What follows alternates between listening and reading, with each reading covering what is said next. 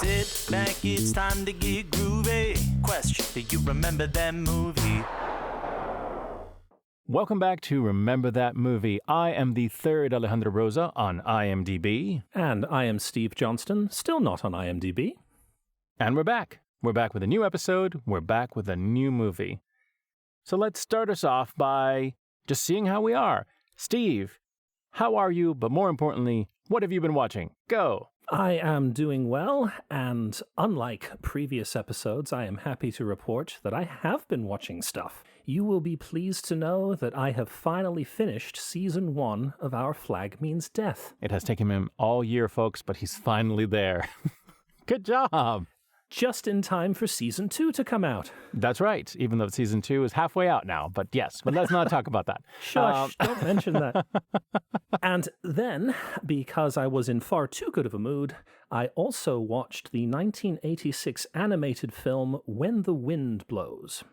I have no idea what that is. This is a animated feature that follows a very delightful elderly British couple who live in a house out in the countryside when the nuclear apocalypse occurs.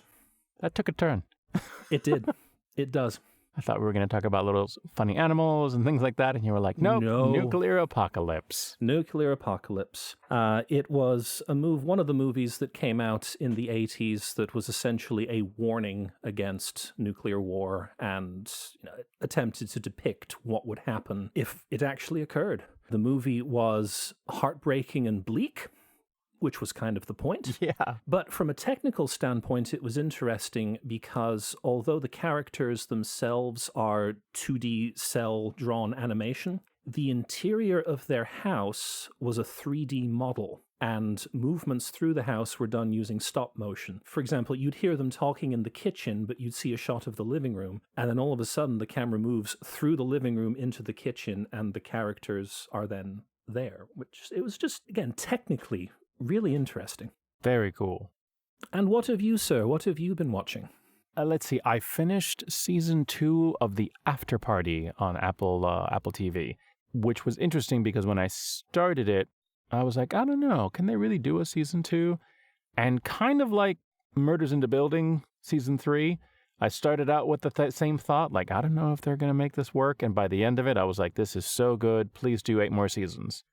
So The After Party is fantastically funny. I really enjoyed it. I really enjoyed the second season. And I recently watched Nyad, which is a Netflix film about real-life superstar Diana Nyad, who had a goal to swim from Havana, Cuba to Florida. She was a professional long-distance swimmer, and it just tells the story of her trying to do it when she was at the peak of her career, when she was 28, and failing, and then coming back in her 60s, deciding that this is what she wanted to do, and has multiple attempts before finally succeeding. And I believe she's 64 when she does it, and it's her 5th attempt. Diana Nyad has a great TED Talk that I highly recommend anybody go and watch. And after you do that, then go on Netflix and watch Annette Bening and Jodie Foster in this film, because it is fantastic. And now, Steve, please tell us, since you picked it, what are we doing tonight? Tonight we are going to talk about the 1991 romantic comedy fantasy film Defending Your Life, written, directed, and starring Albert Brooks. Now, this was the 4th film in kind of a longer series that Albert Brooks wrote and directed and starred in. Each film he basically examined part of life for suburban middle-income America. And in this particular movie, he decided to take a look at fear, the fears that, we as Americans, or you as Americans, or people as Americans might have. And he framed it by using the afterlife. So we're looking at death and fear in a romantic comedy. And surprisingly enough, it works. We'll get into that later. But first, I want to know, how do you know this movie? Because when I told you this was what I wanted to watch for this episode, I was very surprised.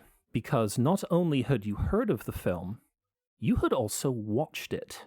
I found this surprising because I had seen this movie once before, about 30 plus years ago, at a church youth group sleepover.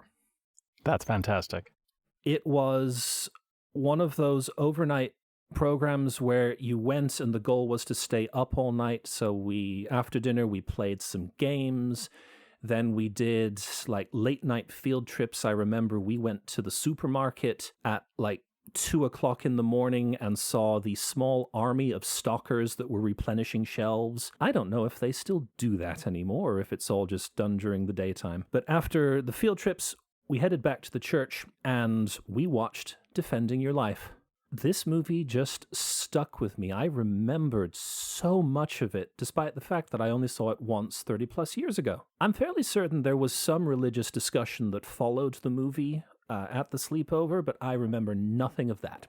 So I was convinced that this was one of those obscure movies that only gets shown in like religious youth group settings and that no one else had heard of it, but you'd heard of it and you'd seen it, I think, multiple times. Yeah. How did you find this movie? How did you come to watch it?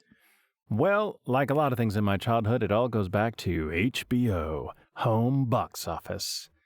So as I've alluded to before in this podcast, I grew up watching HBO as a kid. It was the one premium channel that we had, and I loved it dearly.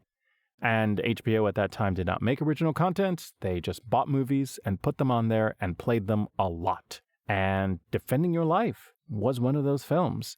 And I watched it when I was a kid. I didn't fully understand it. Parts of it were very funny. I was very curious about it, and I've forgotten about it, honestly. I didn't even remember what it was called until Brett Goldstein, incredible actor, stand-up comic, everything else, very famous now for playing Roy Kent on Ted Lasso. He has a far superior podcast called Movies to be Buried With, which I don't listen to because I created my podcast separately when I started and then listened to his, and there were a lot of similarities, so I had to stop listening to it. Okay, yeah. But folks, feel free to go listen to it, but don't forget to listen to us too. Anyway, he mentioned in one of his episodes Defending Your Life, and he described it as one of the best films ever made. And I was like, is that Albert Brooks film that I remember from being a kid? And so I had the kind of same reaction you did with me. I had that with Brett Goldstein. Like, how does he know about that weird movie that nobody's heard of? Well, it turns out a lot of people actually know about this movie. I think who think that this is a great film. I was very curious about going back to it, and I was very excited when you chose this because I haven't seen it with adult eyes. I've only seen it with the eyes of a child. Right. So there's a lot of things about like food and stuff that we can get into that, of course, as a kid was absolutely amazing. You can eat as much as you want, and they bring you any kind of food you want. But the context of fear was lost on me. I remembered it being about fear. Have you overcome your fears? Have you worked through your fears, etc.? Well, to get us started, we need a summary. Oh, heck. You know, it has been so long since we've done this, I had forgotten about the summary part. Can he do a 1-minute summary of this film? Daniel Miller is a successful advertising executive, and on his birthday, he buys himself a new convertible, takes it out for a spin, and promptly crashes into a bus, dying. He wakes up in what he assumes to be heaven or hell. He's not entirely quite sure, but he is surrounded by people, beautiful landscape. Everything seems very familiar, and he learns that here in this place, which is called Judgement City, he is going to be defending his life. Judges are going to take a look at his life as a whole and see if he has overcome his fears. And if he has sufficiently overcome his fears, he will be allowed to move on to the next step of existence. Things don't go great for him, but the one plus side is that while he is here, he meets Julia and falls head over heels in love with her, and she reciprocates by falling head over heels in love with him. Julia's life has been exceptional, and there is no doubt that she will be moving on to the next step of existence, whereas Daniel will not. And so the question becomes, how is this going to end? Very nice. I hope so. Yes. Yes. I love how this movie opens. I remembered how this movie opened. Yes. Albert Brooks talking about his birthday, talking about being alone on his birthday and enjoying being alone on his birthday. Gets into his car, is playing Barbra Streisand. Did you catch what song he was playing? It was Something's Coming, if I'm remembering correctly. Yes. And he's singing along to it and just having a great time. One of the very first jokes is somebody from another car yelling, "Do we all have to listen to this?" And I loved this transition.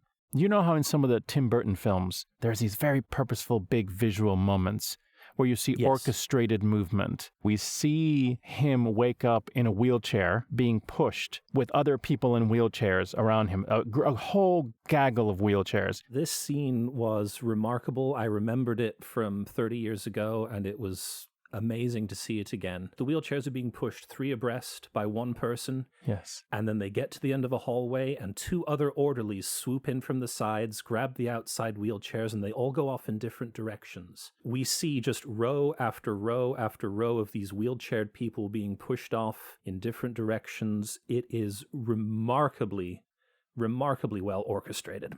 Most of them in the wheelchairs are elderly folk.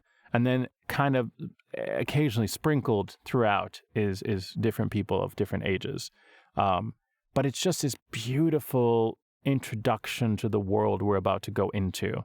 And they don't say anything. They don't tell us what's going on. We just see it. We see him see the bus that he's about to crash into. And this is the next scene.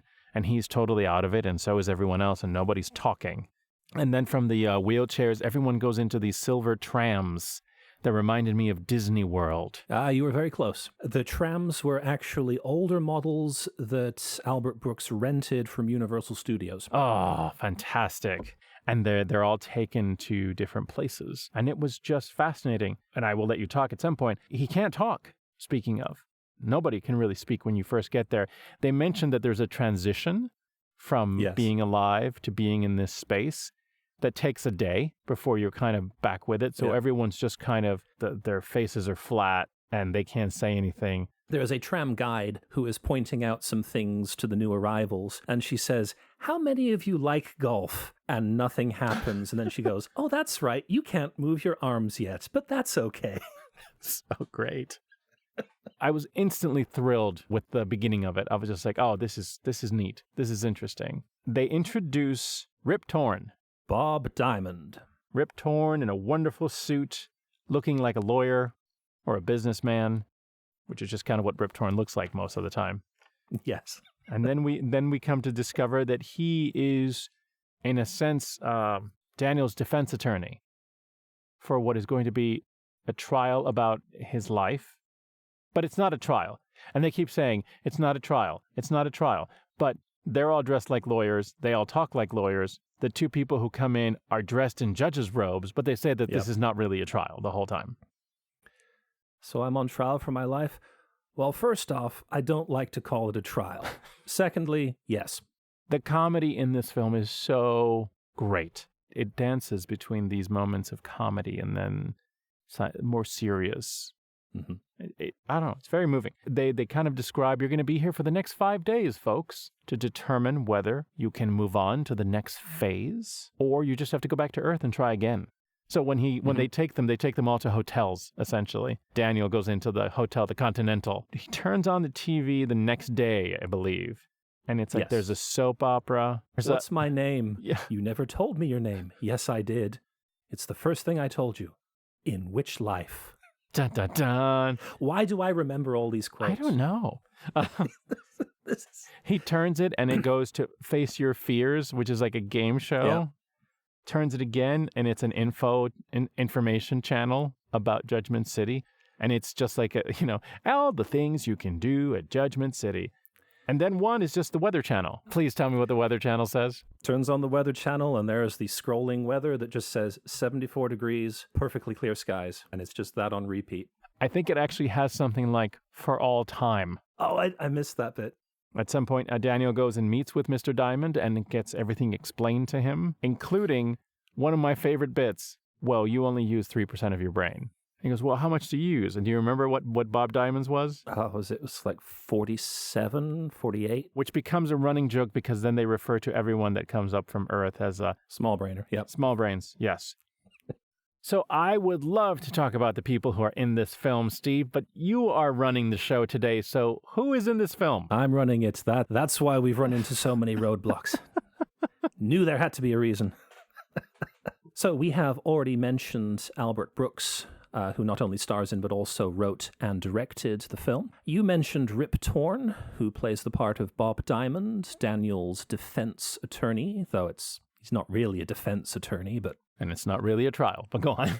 There is his prosecutor, played by Miss Lee Grant, an Oscar winner who has been in the business since the 1950s and is still active, I believe more on the directing side, through this current day, as of time of recording, of course. She was brilliant. Her job is essentially to make the case that Daniel should not move on for various reasons that she goes into. And then there is the fifth billed actor in this movie that I found kind of curious, actor by the name of Buck Henry. He is also an actor, writer, and director, but he's only in the movie for one scene because he plays Daniel's replacement defense attorney for one day, who essentially just comes in, introduces himself, and then doesn't say anything for the rest of the scene.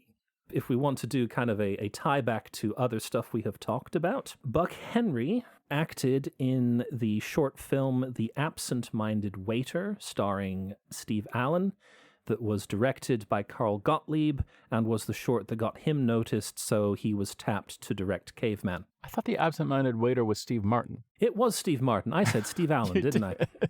Wow. That's okay. The last big name that we have not mentioned yet is the actress who plays Julia, the incomparable Meryl Streep.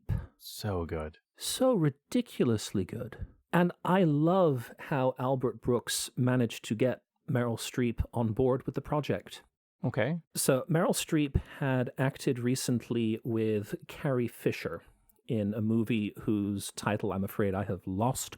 Albert Brooks was friends with Carrie Fisher, and one evening, all three of them found themselves at a party that Miss Fisher was hosting, and Streep and Brooks got to talking. Albert Brooks described the new project that he was working on, and Meryl Streep said, "Oh, is there a part in it for me?" And Albert Brooks said, "Yes," and then immediately went back and reworked the character of Julia to match Meryl Streep. One of the things that I liked in doing the research is that Albert Brooks would write his characters based on the actor that was going to be playing them as soon as he knew who it was, so that he could incorporate that actor's sort of natural rhythms and natural cadence into the character that they were playing. He had dreamed of working with Meryl Streep, but figured that she was unapproachable, just this, you could not just walk up to her and say, "Hey, do you want to be in my movie?" Yeah, she's a megastar. She's a megastar, right. But no, at this dinner party, they just got to talking, and he wrote Julia, sort of her personality and her overall character, to match the interaction that he had with Meryl Streep at that party. So the very laid-back, fun-loving character that Julia is Meryl Streep.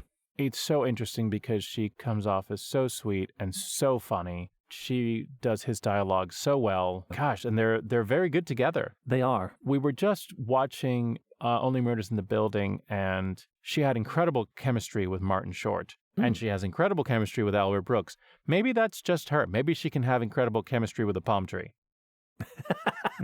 Like maybe that's just part of her superpower. That would not surprise me in the slightest. The chemistry between the two of them is one of the things that I really think makes this film, because any of the scenes that we watch where they are just chatting and having a good time seem natural. I have seen many a movie in which the two romantic leads spend time together and it just comes across as awkward. Yes. This is not one of those movies. They genuinely seem like they are there having a blast in this weird afterlife pit stop, if you will. They're dating, essentially, in the afterlife. And there is something so genuinely sweet about it. We don't know everything about her. We seem to know enough about him to know that he's a pretty flawed guy. And yet, when they're together, it's so magically written. And they're just so beautiful and so, I mean, they describe it as, this is easy. I've never had it this easy. Yes. And it's just beautifully written dialogue between the two of them. And they don't know what to do about it, right? Because this is not anything that either of them planned or either of them had ever felt. There's an interesting scene. They go playing mini golf because, of course, this is what you do in Judgment City. They start talking about their old lives. And she points out that she was married before. Actually, I think this was before the golf scene. And that she was married before and had children. And he said that he was married but didn't have children, which was interesting because we later found out that he was divorced. Right. I found that little tiny detail very interesting. I don't know if that goes anywhere. It just stuck with me. Is that perhaps a product of the 90s? Or the late 80s, when this would have been put together, that perhaps divorce was not as socially acceptable as it might be now? Or do we chalk it up to one of Daniel's fears that, if he says that he's divorced, that's evidence that he's not particularly good at relationships, which might sabotage the one that he is attempting to have now? I wondered if it does go back to fear, because of course he has a lot of fear of being judged. Yes. I mean, he's in Judgment City, he knows he's being judged about everything. And so I wondered if it was just another hint at his fear of people judging him for who he is and to say that he was divorced. I don't know. It just stuck with me. It was a tiny little thing. They don't spend a lot of time on it. I spent a lot more time on it than they did for sure. And also, when we learn about her, we learn that she was an incredible human being who, not only did she have a child, but she adopted a child. And they very much make it sound like she did wonderful things and was a great person. Mm-hmm. And that it would make me feel insecure to be spending time with somebody and not be like, oh yeah, I was divorced and, whatever. And no, I didn't really do a lot of good things, which is why I have to be here longer than you. I don't know. I just found it very interesting. When was this film made? This film was shot in early 1990. I did not know this was a series of films that he made. I had no idea. I say it's a series. They're not really connected. It is just 5 films, I think ultimately 6 that he made, where each one kind of took a look at a different aspect of life. And, he drew upon his own life for inspiration when it came to the specific topics that were dealt with. One thing that we haven't talked about is how this trial is done. We have 2 judges who aren't judges, but are sitting there in judges' robes. You have what you can assume is a prosecutor and a defense attorney at each table. And the person sits in the middle in a chair that tilts back and and swivels. It's not in a great position. You're kind of in a weird angle when you're sitting in it.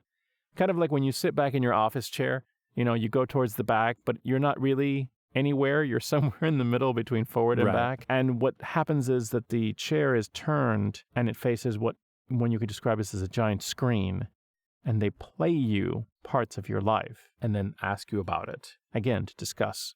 Were you afraid? Was this all fear-based, etc.? You are the center of it all. It's all about you, and they argue around you. You're not you are being judged, but you're not on trial. There's 100 different details that we could discuss, including the fact that they have a past lives pavilion, which was absolutely hysterical. So much good in that scene. To start with the hologram introduction, the person that shows up and says, "Welcome to the hall, here's what you're going to do," was Miss Shirley MacLaine. Which made everyone very excited, and I thought that was very funny. Chosen specifically because of her beliefs in reincarnation. Really? Hence the past life pavilion. Yep. It was great. The past lives we see were phenomenal. I loved the fact that we had the older, heavy-set white guy puts his hand on the pad and all of a sudden he's a little Victorian girl playing with a doll, and he just looks and goes, "What the heck is this?" And then we get to Julia and Daniel asks, "Who are you?" And Julia responds, "I'm Prince Valiant," because she is this knight upon a horse who is, I'm assuming, leading people off into battle based on what he's saying. Yeah. And then Julia asks, "Who are you?" And Daniel replies, "Lunch," because he is someone being chased by a tiger and screaming as he runs away. That whole thing was very visually funny. It's just all these little jokes that they put in. We kind of alluded to this earlier. They have this thing when they say in Judgment City, you can eat as much as you want. You won't gain a pound, and all the food is the best food in the universe. They just make countless jokes about this, and Julia loves it. She's constantly eating something, which I thought was very funny. Did you notice that Daniel was never allowed to finish a meal? He sits down, he orders breakfast, an omelette is placed in front of him, he takes one bite and then is told your tram's leaving. At lunch with Bob Diamond, he takes a bite of a chicken wing or chicken leg, I think, and then Bob says, well, I've got to go, have them pack that up for you. They love putting things in boxes. It's true. He never gets to enjoy the whole eat everything and don't worry about it part. As contrasted with Julia, who absolutely leans into it every chance that she gets. The never-ending pasta was awesome. There's a scene where she's eating pasta and she's just slurping up one noodle, but it seems to go on for eternity. And Daniel, being the, neurotic type that he is going, just bite it. Bite the noodle. Just bite, end. We could bite. Stop it. And she just keeps smiling and she just keeps going. This film has a lot of really funny visuals. It has a lot of really snappy lines. Oh, yes. They're just great. The timing on the lines are fantastic. The lines are so funny. But in the end, you get this sympathetic character. Aside from his fears and his insecurities, Daniel wasn't a bad guy. No. When I first watched it as a kid, I thought this was a good and evil, are you a good person or are you a bad person, right? Ah, okay. Yeah. Because that's how I could, that's how I could process this information. I was raised Catholic. Oh, okay, so they're deciding whether you go to hell or go to heaven, which wasn't the case. I kept waiting for them to show something that Daniel did that was terrible. But again, it wasn't about that. It wasn't whether you were good or you were bad. It was about your fears. And yeah, at the end of it, you're just like, he's a nice guy. You sympathize with him. You feel for him. You really do.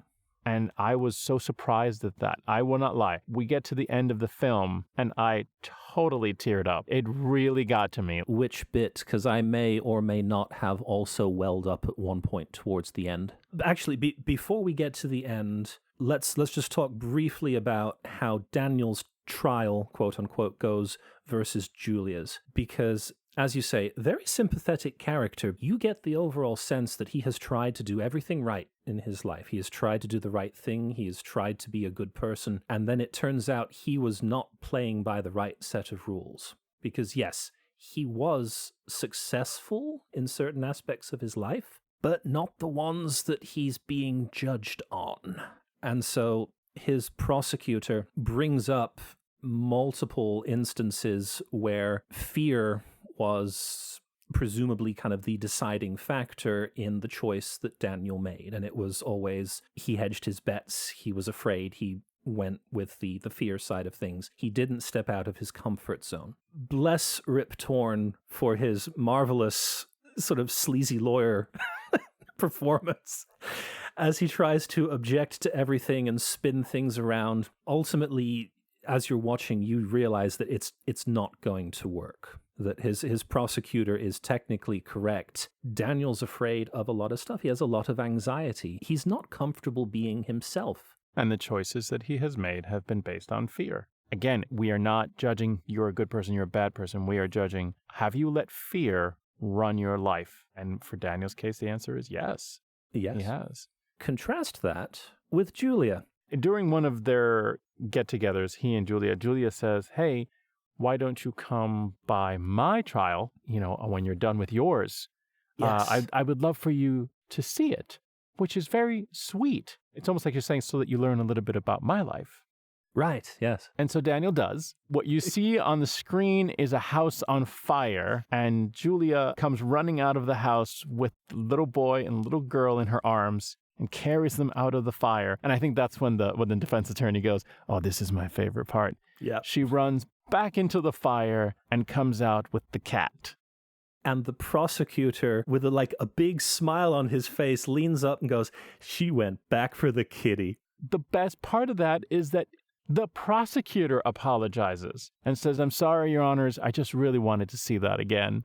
So they'd already watched this already. They were doing a replay. just for fun. Because the prosecutor just loved it so much, and they all love her so much. And she's just smiling. She's just having a good time. Amazing. Absolutely amazing. We get to the end. Yes. So it is very apparent that Julia has conquered her fears. She is going to move on to whatever the next step of existence is. Daniel, as much as we're rooting for him, no, not so much. And one thing that we should probably point out is that they have a moment where it's clearly what feels like the last night they're going to be together. At this point, they've had a very, let's just say, a very PG kind of relationship. They've kissed, they go for walks, and, it's just very sweet. It's so charming. And so she asked him to spend the night, and he says no. And in the process rejects her out of a certain level of fear that this will ruin it in some way, that this perfect thing that they've had could be ruined. And he doesn't want to ruin it. He's too scared. And so he doesn't do it. And of course, she's pretty brokenhearted about it. And also, she tells him that she loves him. And he doesn't say it back. She says it, I think, twice in this process. And he doesn't say it back. And it's interesting because the very next day, in his trial, the prosecutor plays that scene. Yes. To show proof that once again, Daniel, you let fear take over. You are not ready. You are not ready to move forward. And it's heartbreaking. It's absolutely heartbreaking. And it's a heartbreaking scene because, again, you sort of see where Daniel's coming from. There's a genuineness to it. There's a sweetness to it. There's a love. You can tell he really loves her. But again, something's holding him back. And that, of course, is fear. He gets to the end and they get the judgment, and the judgment is you going back to Earth. And he just kind of, okay. They do another coordinated thing with the trams and then the buses and all that. And then he sees her. He sees Julia. And he decides no. And he rips off his seatbelt and he rips open the doors to the bus, and he's like chasing down her bus. And it is so sweet and so heartbreaking and so moving because you don't know if he's going to make it, right? You don't know what happens in Judgment City when you do something like this. And he catches up to her bus, and that's when he says it. And that's when he says, I love you, and pushes his way is trying to push his way into the bus towards her. And she wants him to. And then probably my favorite moment in this entire movie is that they cut back, and it's the folks from the trial. They're back in the courtroom, and they are watching everything that Daniel is doing in real time. And Rip Torn turns to her. What does he say? Brave enough for you. Go ahead. Yep. And I burst into tears. I burst into tears. And I welled up a little just saying that now. Me too. And the prosecutor nods, turns to look at the judges. The judges look at each other. One of them nods. The other leans over, pushes a button, and just says into what we assume is an intercom, let him go. And then the doors of the tram open, and the two are able to reunite. And it's just beautiful. Yes. I was so surprised that scene caught me. It just caught me. I wasn't looking. Yeah. And all of a sudden, I'm like, why am I crying? It was beautiful. It was a beautiful film. I think it's interesting because Albert Brooks is such a funny actor, and I don't think I expected, again, to tear up over Albert Brooks. So in that way, the film surprised me. Brett Goldstein might be right. I think this is a great film. Critics loved the film when it came out. It got praise from a good number. The public, though, not so much at the time. This film did not gain the traction that perhaps we think it should. It was made for a budget of a little over $20 million, but at the box office only managed to bring in 16. So it did not do well, which added to my thought that this was perhaps a movie that not very many people had heard about. It's almost like that should have been the title of our podcast, Movies You Haven't Heard About. Because 90% of the backstories on the movies that we do is like, yeah, so this film didn't do well. No one watched People this didn't one. like it until for like 30 years. The release of the movie, in my opinion, was a little odd because it opened March 22nd of 1991 in 3 theaters. Also opening that weekend, Teenage Mutant Ninja Turtles 2, showing, for comparison, at 2,868 theaters. Yeah.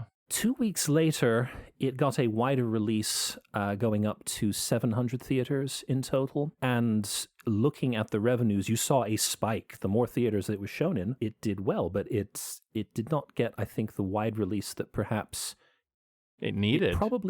It needed, yes. Yeah. Now, the nice thing is that it is recognized for the good movie that it is. Again, the critics liked it, and people who have watched it since have all said that, they love it. Albert Brooks has stated that there are people who will, come up to him and thank him for the movie to some extent, either because a loved one who was dying and passed away saw the movie and it gave them comfort, or they themselves were not long for the world and they watched the movie and it gave them a sense of ease about things, which I thought was kind of nice.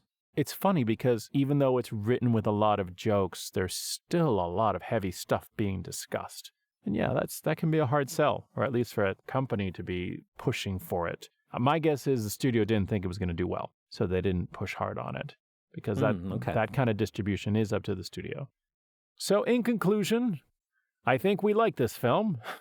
I think we did. You have to rent this one. Unless you have Max. Between the time that I picked this movie and when I sat down to watch it, the great streaming wheel turned, and it is currently available on HBO Max if you happen to subscribe to that service. I did not. So I got mine on Amazon, but it cost less than $4 to rent. And well worth it. So there you go. I hope you enjoyed that, folks. We will be back with something new next time, which is how these things work. I don't have to tell you how a movie podcast works. This is how it works. Anyway, thank you so much for listening to us. Feel free to comment or leave a review on any of our wonderful podcasting sites. It helps push the podcast forward so that more people can see it. And by see it, I mean hear it. We were a video podcast, and now we're not, okay? It's going to take me a minute to get the words right. You will never hear any complaints from me that you chose the wrong word. If you will recall, maybe 30 minutes ago, I called Steve Martin Steve Allen. And we want to thank Steve Allen for all the beautiful films that he has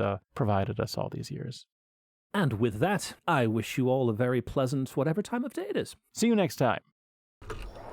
Sit back, it's time to get groovy. Question, do you remember that movie?